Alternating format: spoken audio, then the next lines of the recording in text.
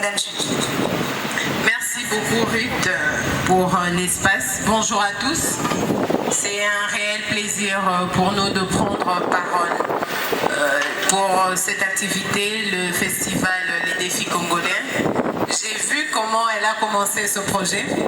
C'est une vraie battante, le temps de chercher des partenaires, de trouver, et pour voir se matérialiser ce jour, ce grand projet, et sincères félicitations. Merci Madame Julie. Nous saluons l'arrivée du ministre de l'Industrie, Excellence Julien Paluku, qui va intervenir tout de suite après ce panel. Merci Excellence, soyez le bienvenu au Festival Le Défi Congolais. Nous avions commencé avec ce premier salon qui est constitué de deux femmes, Madame Odette Babondo et Madame Julie Tsuele, qui chacune parlent du rôle ou encore de l'importance de la femme dans l'économie de la RDC et de l'Afrique Covid-19. Nous avons déjà suivi l'intervention de Madame Babandoa. Nous sommes en train de suivre Madame Julie Tsuele qui va intervenir pendant 15 minutes et nous prendrons 10 minutes des questions. Ensuite, Excellence, nous allons vous laisser la tribune. Merci. Merci beaucoup Ruth. Je félicitais l'organisation de cette activité qui a tenu compte du dévouement de son organisatrice, Madame Ruth Mwanza, parce que comme je disais tout à l'heure, Afriland First Bank est le sponsor de cette activité. Donc ça fait 2 mois, nous l'avons vu commencer ou initier ces projets, et aujourd'hui le voir se matérialiser, c'est une grande fierté pour nous. Le thème qui m'a été accordé pour ce festival, il s'agit des concours entrepreneuriaux et formation en compétences générales, gage des rebondissements des entreprises des femmes.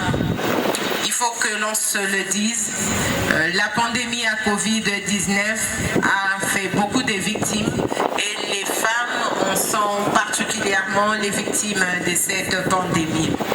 Je vais donner un aperçu général de la situation de la pandémie et comment ça impacte les femmes. Selon un rapport de la Banque mondiale, les conséquences économiques immédiates de la pandémie pour l'économie africaine devraient peser lourd, entraînant ainsi la première récession régionale en près de 25 ans, et pourrait pousser plus de 23 millions de personnes supplémentaires dans l'extrême pauvreté. Les femmes ont été particulièrement affectées par la pandémie à Covid-19, avec comme fort impact sociaux et économiques. Nous les connaissons bien, les femmes détiennent plus de 70% de l'économie congolaise. Elles gèrent en grande partie les ménages. Et cette pandémie, avec toutes ses conséquences, ont eu un impact très significatif dans les développements de leurs activités et de leurs entreprises. La plupart des femmes, ou la plupart des entreprises des femmes exerçant dans les secteurs informels, ont été particulièrement touchées avec différentes mesures liées à la restriction pour la propagation de cette maladie. Il s'agit notamment d'une perte directe des revenus des femmes, le réinvestissement des revenus dans les dépenses quotidiennes du ménage, la difficulté d'exercer suite aux mesures restrictives pour lutter contre la maladie, l'augmentation des violences conjugales. Vous serez étonnés, selon un rapport de l'ONU, plus de 25% de femmes ont été victimes des violences conjugales pendant ces 2 années de la pandémie. La baisse des activités génératrices des revenus, l'inaccessibilité au centre des négoces, l'augmentation de coûts de l'importation, ainsi de suite. Et l'on comprend bien que cette pandémie a beaucoup plus touché le secteur de femmes et les entreprises de femmes. Il faut qu'on se le dise, plusieurs mesures restrictives ont été prises pour limiter la propagation du virus, mais par contre, très peu de mesures d'accompagnement ont été prises pour remédier et accompagner les femmes dans cette situation sanitaire qui a eu un fort impact socio et économique.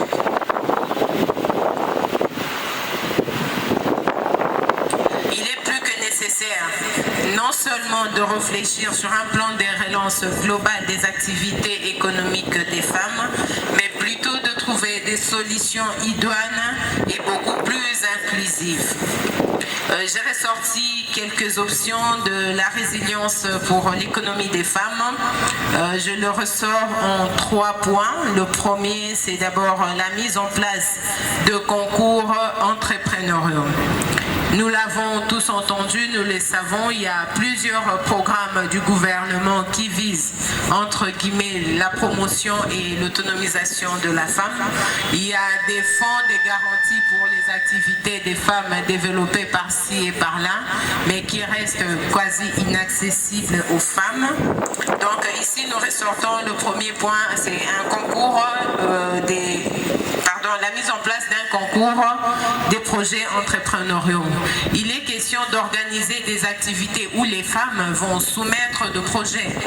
Quand je parle des projets, je parle de projets réalisables, je parle de projets mesurables et je parle de projets rentables. Il est temps que les femmes développent la nature de leur activité. Les concours entrepreneuriaux pourront aider les femmes à accroître leurs revenus.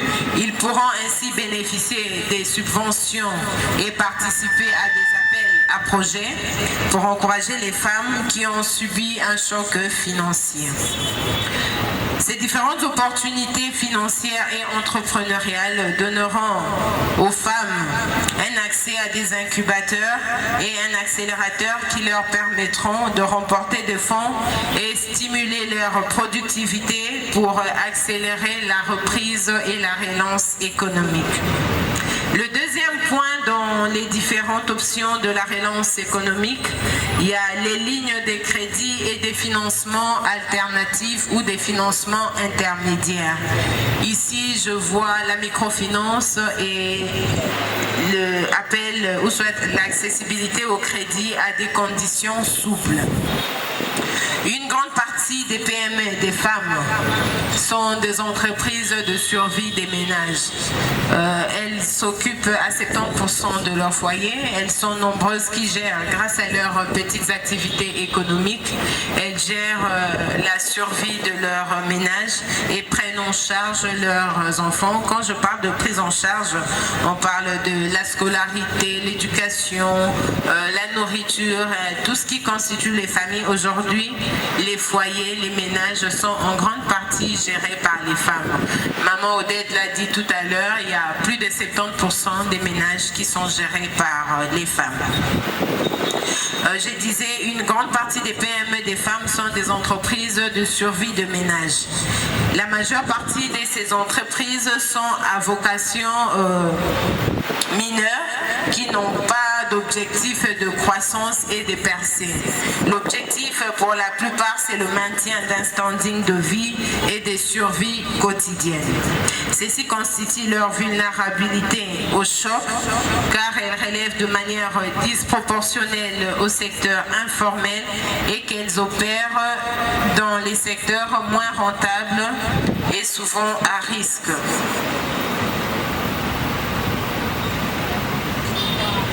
La solution d'un financement intermédiaire peut fournir des liquidités indispensables aux femmes et entrepreneurs, très souvent moins accessibles aux services financiers.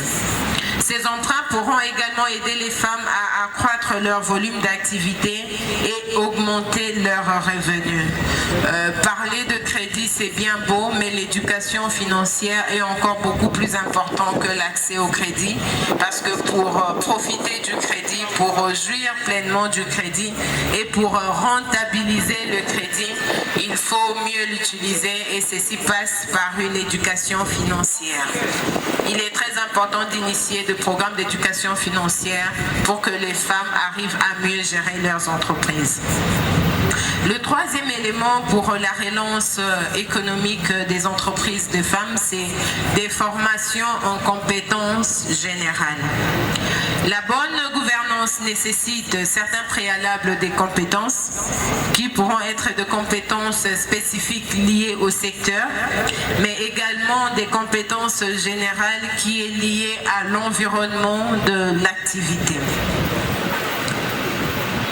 Une bonne gestion managériale, un bon plan d'affaires se révèle utile pour surmonter certaines contraintes de capital et encourager l'investissement dans différents contextes après cette crise liée à la COVID-19.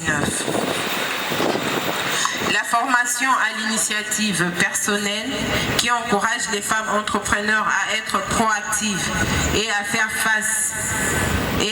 preuve de persévérance peut également aider les femmes à faire face à la relance post-Covid. Lorsque nous parlons de compétences interpersonnelles, nous parlons bien entendu des aptitudes non techniques qui influencent la manière de travailler de la femme et à mieux gérer son entreprise. Les compétences spécialisées, qui sont des compétences de base, est un atout important pour mieux gérer l'activité des femmes. Donc les femmes doivent se former, les femmes doivent renforcer leurs capacités pour mieux gérer leurs activités et tenir face à différentes crises.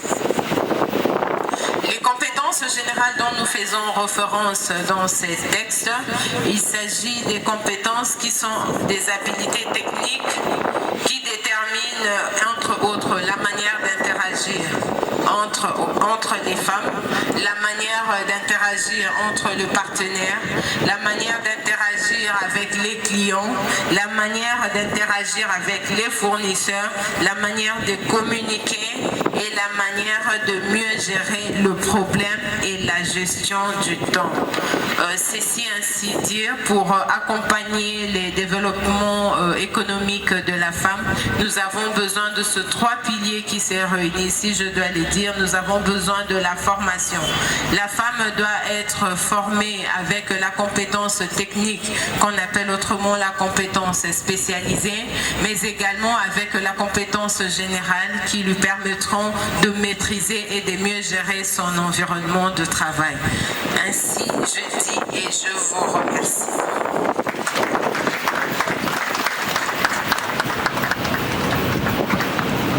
Merci beaucoup, Madame Julie Tsuélé.